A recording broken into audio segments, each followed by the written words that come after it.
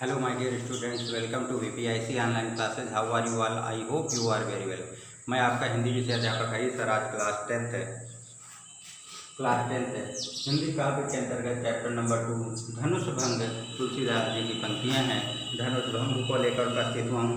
आइए देखते हैं जो धनुष भंग की पंक्तियां शेष रह गई थी काव्य की, उन्हें देखते हैं और कोशिश करते हैं कि इनका अर्थ आप तक पहुंच सके और इसकी जो व्याख्या है, इसका जो भावार्थ है वो अच्छी तरीके से आप समझ सकें। तो आइए शुरू करते हैं। अगला दूसरा छंद है। पहला छंद मैंने पढ़ा दिया था और दूसरे छंद से शुरुआत करते हैं।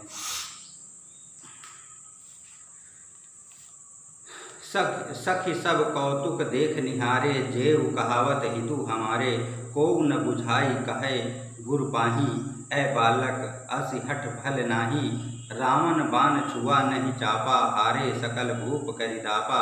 सो धनु राजकुंवर कर देही, बाल मराल के मंदर लेही। भूप सयान अब सकल सिरानी, सखी विधि गति कछु जानी न जाति न जानी। बोली चतुर सखी मृदुबानी, तेजवंत लघु गनीय नरानी। कह कुंभज कह सिंधु अपारा, सोसेउ सुजसु सकल संसारा। रवि मंडल देखत लगु लागा, उदय तासु त्रिभुवन तन भागा। ये छंद है। यहाँ पर सीता स्वयंवर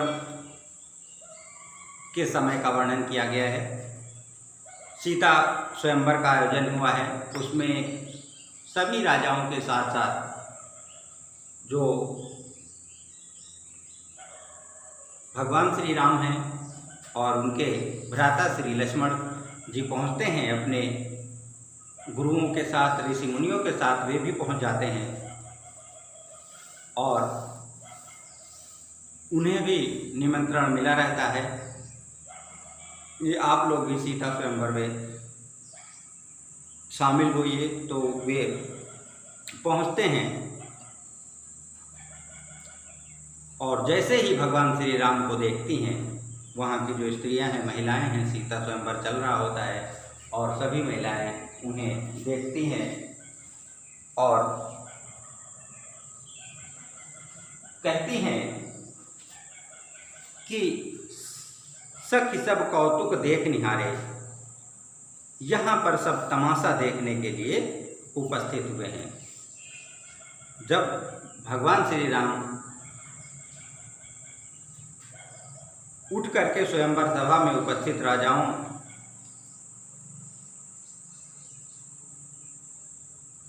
को प्रणाम करके तथा अपने गुरुओं का आशीर्वाद लेकर के स्वयंवर में पहुंचते हैं। सखी सब कौतुक देख निहारे, जेऊ कहावत हितु हमारे। स्त्रियां कहने लगी कि ये जो यहाँ सारे लोग उपस्थित हुए हैं, ये हमारा तमाशा बनाने के लिए आए, हमारा तमाशा करने के लिए, हम पर हंसी करने के लिए आए हैं। जेऊ कहावत हितु हमारे, जिन्हें हमारे हितैषी के रूप में जाना जाता था, हमारे हितैषी के रूप में हम समझते थे, वे भी हमारी इस सीता स्वयंवर में हमारे तमाशा बनाने के लिए आए हैं, अर्थात हंसी उड़ाने के लिए वे सब उपस्थित हुए हैं, देखने के लिए उपस्थित हुए हैं। को न बूझे कहे गुरु पाही, ऐ बालक असि हठ भल नाही। सब कहने लगे, भगवान श्री राम के उठने पर सभी कहने लगे कि इस जो बालक का हठ है, इस बालक का जो हठ है धनुष तोड़ने का, ये हठ इसके लिए अच्छा नहीं है, ये इसके लिए अच्छा नहीं है।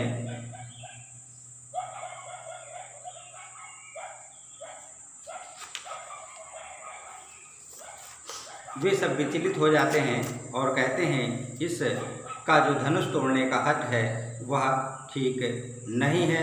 इस धनुष की कठोरता और इसकी गुरुता के कारण रावण और बाणासुर जैसे वीरों ने इसे छुआ तक नहीं। को न बूझे कहे गुरु पाही, ऐ बालक अस हठ नाही। रावण बाण छुआ नहीं चापा। रावण ने और बाणासुर ने इस बाण को छुआ तक नहीं। हारे सकल भूप करिदापा, और सभी घमंडी राजा दर्प, दर्प मन से होता है घमंड। सभी घमंडी राजा, संसार के समस्त जो घमंडी राजा इसे उठा तक नहीं पाए, तोड़ने की बात छोड़ दो। सो धनु राजकुमार कर दे ही, और उस धनुष को इस राजकुमार के हाथों में दिया जा रहा है, इस छोटे से बच्चे के हाथों में दिया जा रहा है। इस छोटे से बच्चे के हाथों में, इस भगवान श्री राम के हाथों में इस इतने बड़े शंकर जी के धनुष को देना ठीक नहीं है। ऐसा महिलाएं और पुरुष वहाँ के जो भी उपस्थित थे स्वयंवर में वे सब कहने लगे। बाल मराल की मंदर ले ही, हंस का बच्चा है, हंस के बच्चे को जो मंदराचल पहाड़ है उसको दिया जा रहा है, ये तो नाइंसाफ़ी है। भूप शयान अप सकल सिरानी, ये समझदारी नहीं है, बड़े बड़े लोगों की समझदारी नहीं है कि इसे किसे दे रहे हैं, ये सब समझ नहीं पा रहे हैं। सखी विधि गति कछु जाति न जानी, लेकिन वे ये भी कहती हैं स्त्रियां कि किसी के भाग्य की जो गति है उसे छोटा नहीं गिनना चाहिए, उसे छोटा नहीं समझना चाहिए, उसे छोटा नहीं जानना चाहिए। बोली चतुर सखी मृदुबानी, जो एक सखी रहती है वो कहती है कि कोई किसी के भाग्य को देखकर नहीं आया है, कब किसका भाग्य किससे खुल जाए ये पता नहीं है। तो चतुर जो एक स्त्री रहती है, सखी रहती है, वो मीठी बोली वाणी बोलती है। तेजवंत लघु गण्य नरानी, जो तेजवंत लोग हैं, जो तेजवान लोग हैं, उनकी गणना छोटे में नहीं की जाती। तेजवंत लोगों की गणना छोटे लोगों के साथ नहीं की जा सकती। कहाँ कुंभज कहाँ सिंधु अपारा, कहाँ कुंभज, कुंभज किसे कहा गया है? ऋषि अगस्त्य, जिन्होंने घड़े से जन्म लिया था। किससे जन्म लिया था? घड़े से जन्म लिया था। कहाँ कुंभज कहाँ सिंधु अपारा, कहाँ ऋषि अगस्त्य, जो मानव के रूप में, छोटे मानव के रूप में हमारे सामने उपस्थित थे। कहाँ सिंधु अपारा, अपार सिंधु, इतना बड़ा समुद्र। सोसे जससु सकल संसारा, उन्होंने क्या किया था? उन्होंने अपने यश में उस संपूर्ण समुद्र को सोख लिया था।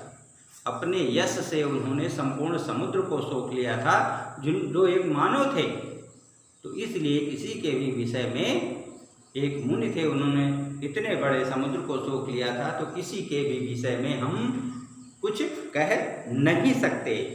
रविमंडल देखत लघु लागा, जो सूर्य होता है वह देखने में बहुत छोटा होता है। रविमंडल देखत लघु लागा, उदय तासु त्रिभुवन तम भागा, जो सूर्य होता है वो देखने में बहुत छोटा होता है, लेकिन उसके उदय होते ही संपूर्ण संसार का जो अंधकार है वो क्या हो जाता है? भाग जाता है, अर्थात समाप्त हो जाता है उस छोटे से सूर्य के सामने। तो इसलिए कौन छोटा है कौन बड़ा है, इसके विषय में कुछ नहीं कहा जा सकता। मंत्र परम लघु जासु बस विधि हरिहर सुर सर्व, यहाँ पर कहा गया है कि जिसके वश में ब्रह्मा विष्णु महेश और सभी देवता आ जाते हैं, वो ऐसा कौन सा मंत्र है? ओम। ओम एक ऐसा शब्द है, छोटा सा शब्द है, जिसके अंतर्गत ब्रह्मा विष्णु और महेश समाहित हो जाते हैं। मंत्र परम लघु जासु बस विधि हरि हर सुर सर्व, जो सभी ब्रह्मा विष्णु महेश सभी देवता इस छोटे से मंत्र में, ओम नामक छोटे से मंत्र के अंतर्गत आ जाते हैं।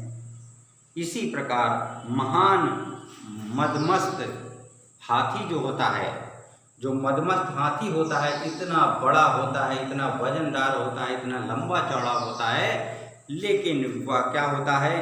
एक छोटे से अंकुश जो हाथी को चलाने के लिए एक अंकुश होता है, हाथी को कंट्रोल करने के लिए एक टेढ़ा टेढ़ा एक लोहे का अंकुश होता है। उस छोटे से अंकुश से जो हाथी है वह कंट्रोल में आ जाता है, वह कंट्रोल में रहता है इतने छोटे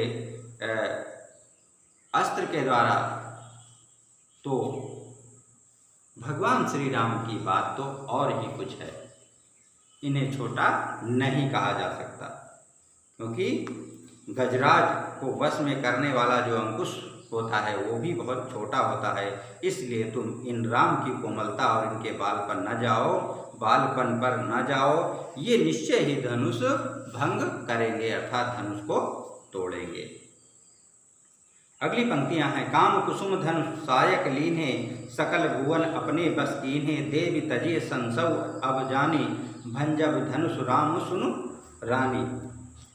एक और रानी के मन में संदेह उत्पन्न हुआ, लेकिन रानी के सखी ने उन्हें राम के विषय में समझाती हुई कहती हैं कि कामदेव ने फूलों का ही धनुष बाण लेकर सारे संसार को अपने बस में कर रखा है। काम कुसुम धनु सायक लीन्हे, सकल भुवन अपने बस कीन्हे। जो कामदेव हैं उन्होंने पुष्प नामक कोमल पुष्पों का सहारा लेकर इस संपूर्ण संसार को अपने बस में कर लिया है। देव तजी संसव अस जानी, भंजब धनुष राम सुन रानी। फूलों को बस में करके फूल नामक धनुष बाण को लेकर संसार को अपने बस में कर लिया है। अतः आप राम की कोमलता पर मत जाइए, हे देवी आप राम की कोमलता पर मत जाइए, अपने मन का जो संशय है उसे त्याग दीजिए। जो तुम्हारे मन में माता सीता की जो माता और उनके पिता जो जनक रहते हैं उनसे वे कहती हैं कि तुम अपने संशय को त्याग दीजिए, मेरी बात सुन लीजिए कि श्री राम धनुष को अवश्य ही तोड़ेंगे। भंजब मीन्स होता है तोड़ना, धनुष राम सुन रानी। हे रानी, जो भगवान श्री राम हैं वो धनुष को निश्चित रूप से तोड़ेंगे, इसमें कोई संशय नहीं है। तुम्हारे मन में जो भी संशय है उसे तुम निकाल दो। ये देखने में बहुत कोमल और बहुत ही बालक के समान प्रतीत हो रहे हैं, बहुत ही बचपन जैसे छोटे बच्चे के रूप में प्रतीत हो रहे हैं, लेकिन यही जो हैं वो शंकर जी के धनुष को तोड़ेंगे। उन्होंने राजा जनक को तथा माता सीता की जो माँ है